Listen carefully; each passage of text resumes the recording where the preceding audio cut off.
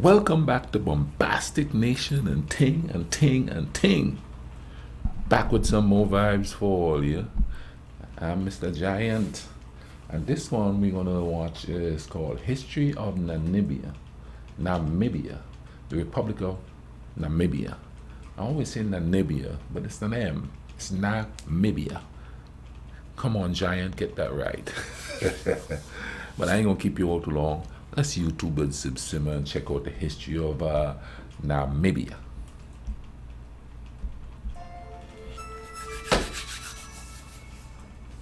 Chair is creaky. Hello, welcome to BioGreat TV.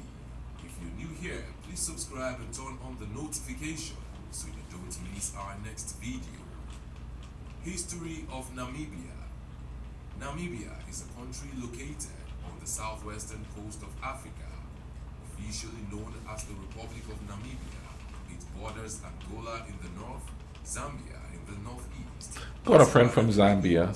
What's up, Moisa Mapoma? And lastly, the Atlantic Ocean in the west.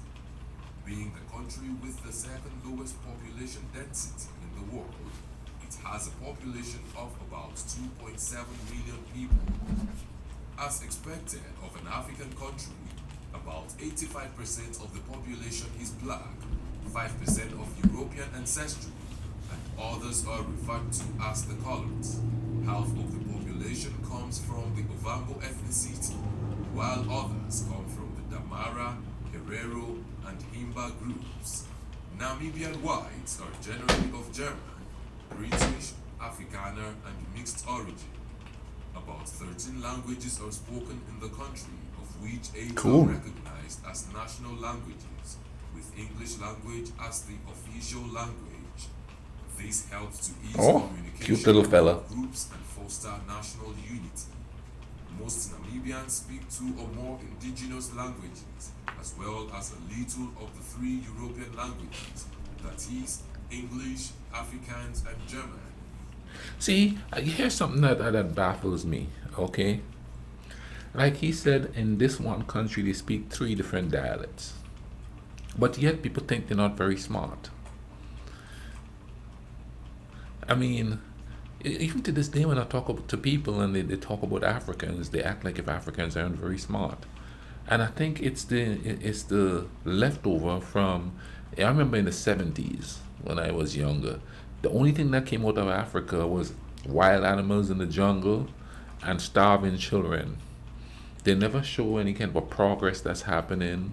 They never show any ordinary lifestyle that's happening, which we know is happening because the whole place wasn't like that. Like, starving people and stuff like that. I mean, it was widespread. But, I think it's a narrative pushed. I really do. For people to exploit. You know what I mean? Hey, if there's farming and stuff going on, then religious people say it's the end times. Or the politicians go, well, look, see, they're living like animals, so,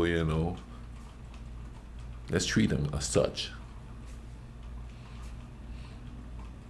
Now, that's my thinking. But, it's not just Africa. That happens all over. I mean, it happens to countries in Europe, too. Humans will treat humans like that, unfortunately, instead of us being humans and loving each other. But let's keep going with Namibia. Said it right. Christianity is the most practiced religion, with about 80% to 90% of the population belonging to the faith. Protestants make up about 75% of the Christians, while others belong to Catholic, Anglican, Methodist, and other denominations. The remaining populace practice Islam, Judaism, or That's kind of similar to the Caribbean, but the Catholic, the Methodist, and the Anglican are the dominant religions. Protestants, or like he says, Christians, didn't really start taking hold on the island until the late 70s. And then after the invasion, a lot more different denominations started pouring in. But the country is mainly Catholic. Now, why is it that It took so long for that to happen when this country is in Africa, and Christianity is the main language. Somebody had to have brought it there. Now, the question is, was it brought there to bring spirituality, or was it brought there to bring political domination? Because people use religion all the time to dominate. I don't care what religion, Islam, Christianity, whatever religion you have that's got some kind of power, politricksters use it to their own advantage. Is that's the best way to subdue people without having to fight them? Traditional religion. Before Europeans landed in Namibia, the San, Damara, and Nama people were the first inhabitants of the deserts of Namibia before the Bantu tribe started moving in from Central Africa in the 14th The Bantu century. tribe traveled. The 18th century witnessed the influx of the Orlam people from Cape Colony into what is known as southern Namibia with accompanying missionaries. They were shown hospitality by the Nama tribe and they continued their exploration together. However, they were not so lucky with the Gubabis over Herero and Okahanja, who denied them access to their lands. This led to the Nama-Herero War in 1880, which was subdued by German troops and the dispute was settled. Although some Portuguese navigators explored the area between 1485 and 1486, they did not attempt to colonize the area. It wasn't until the 19th century that Europeans from Germany and Sweden started traversing the area for trade and some settled there. Otto von Bismarck of Germany colonized Namibia in 1884 in order to prevent the British from colonizing the land, so it was known as German Southwest Africa at that time. That just baffles me. It's like you go to the place, there's people living there. Y'all are just fighting over these people's land. Like if they're not even there. Using the leaders to form alliances and stuff, and then you make them fight against each other. Just baffles me. That's like I'm in my house here and somebody just move in and start dominating on me. Oh, wait a minute. That's called marriage.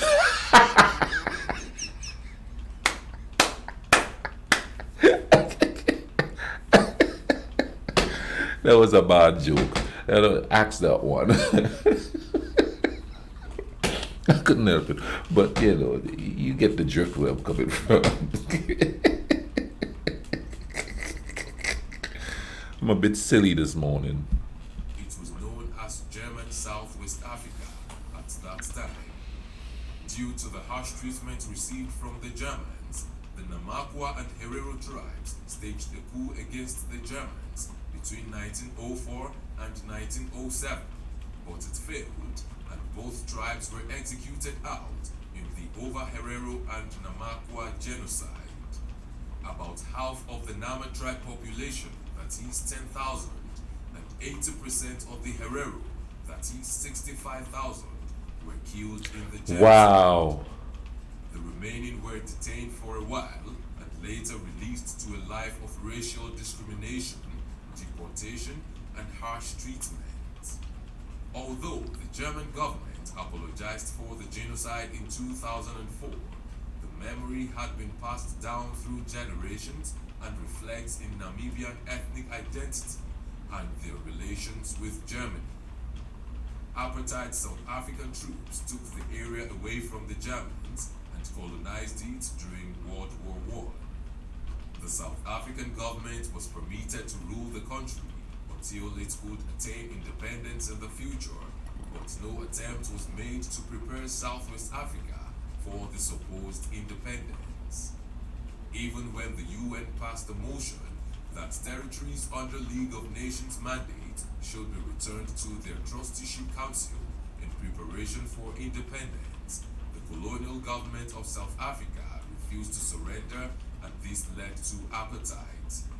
In order to gain independence, Southwest African People's Organization, the SWAPO, was formed in 1966. SWAPO. I remember SWAPO. Insurgents arose. The insurgents were The youth determined and them. and started acquiring weapons and military training from Cuba, Angola, and Soviet. I remember In that. 1975. The war pressure eventually wore South Africa out, and its government finally accepted Namibian independence with some conditions.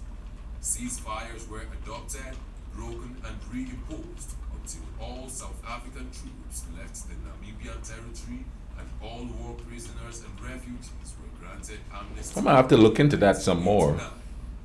The country's first election was conducted, and SWAPO won 57% of the Constituent Assembly.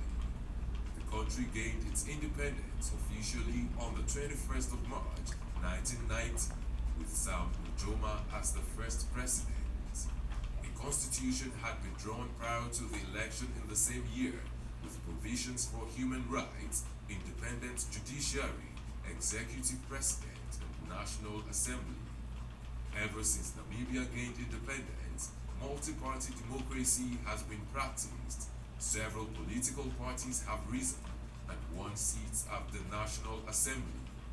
Elections are conducted regularly at the local, regional, and national levels, although SWAPO has been winning presidential elections since independence.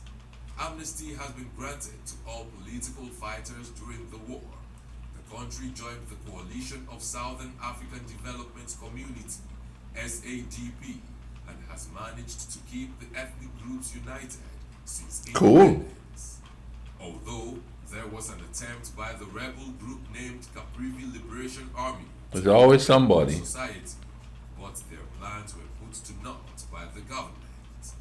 Namibia is a beautiful country with several beautiful sites for visitors from around I might have to check them out. It is home to several national parks and game reserves like Etosha National Park, Skeleton Coast Park, Bucket list. Cape Cross Seal Reserve, Caprivi Street, Fontaine, and many other grandiose destinations.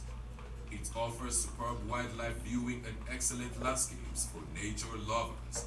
It is also home to the famous Kalahari Desert and Namib Ah, Desert. that's where that is. One Huh. of the major industries in the country is mining. Namibia supplies about 30% of total world diamond output and remains one of the largest suppliers of diamond in the world today.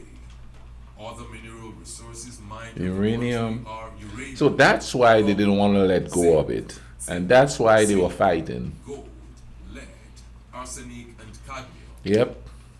With a GDP of about $14.368 billion, nominal in 2019, higher than average for other countries in sub-Saharan Africa, Namibia can be said to have a lower middle income economy, although about two-thirds of the population live in abject poverty. Namibia is prone to environmental pollution. See, that's because they Accessing their natural resources can have impacts on the that's because they're gone, but they're still there. You know what I mean? They're manipulating the trade. And as we could tell with all the history videos of watch here, trade is really important. And the spoils go to those who control the trade. Yep. environment. However, tourism, livestock production, and crop farming are beginning to contribute to the economic growth of the country. Cool. The country is rich in cultural diversity. Therefore, they have various festivals and events marked yearly. Oktoberfest, Lusaka Festival, Herero Day, Njando Street Festival, Windhoek Art Festival are just a few of festivals. Ah, I'm gonna have to check this vibe out. Religious festivals like Christmas and Easter are also observed across the country. Also, the Namibian music scene is blessed with talented and extraordinary singers some of which are rated among the biggest stars throughout the continent. They include Sonny Boy, Nianel, The Dog, Stefan Ludwig, among others. The movie industry here has also flourished over the years.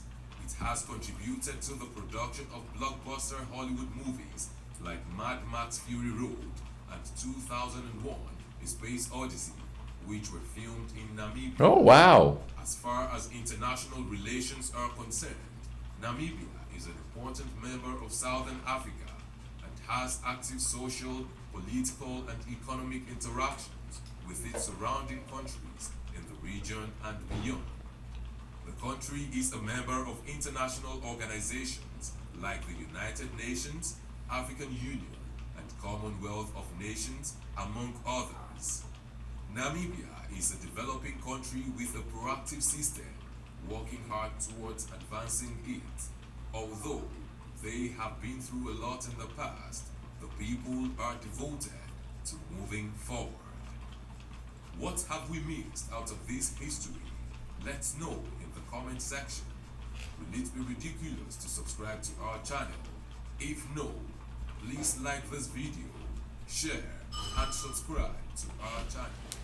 All right, I'm glad I watched this here. This was really, really interesting. I'm gonna leave a link in the description for this video, so you know, y'all go watch it, go check out the channel and thing like that. Show them some love. This was some really cool stuff here. I really enjoyed this here. You know what I mean? This is probably the first bucket list for Africa. I mean, we hear about Nigeria. I want to go to Angola too. I don't know why, but there's something about Angola. But you know, Nigeria, Zambia too, simply because my buddy is from Zambia. But you know, this just want to make me go, I want to check this out. You know what I mean? See what the vibe is of the day. Anyway, y'all take care of each other. Cool runnings, all right?